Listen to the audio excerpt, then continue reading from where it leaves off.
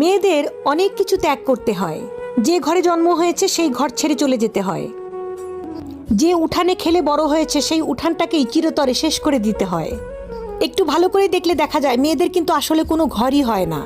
বাবার কাছে থাকলে বাবার বাড়ি, স্বামীর কাছে থাকলে স্বামীর বাড়ি, ছেলের কাছে থাকলে ছেলের বাড়ি, নিজেদের আসলে কোনো বাড়ি হয় না। মা জাতি বড় অদ্ভুত। আমি মাঝে মধ্যে ভাবি, আল্লাহ যদি মা জাতিকে ধৈর্যের পাহাড় না দিতেন, পৃথিবীতে সংসার শব্দটা টিকতো না, পৃথিবীতে পরিবার শব্দটা টিকতো না। সবার কথা বাদ দেন, আপনি আপনার মায়ের কথা ভাবেন, দাদির কথা ভাবেন, নানির কথা ভাবেন। আমাদের মা, আমাদের দাদি, আমাদের নানি যে ত্যাগটা দিয়েছেন, যে সহ্যটা করেছেন, উনারা যদি অধৈর্য হতেন আজকে কারো পরিবার কিন্তু ঠিক থাকতো না।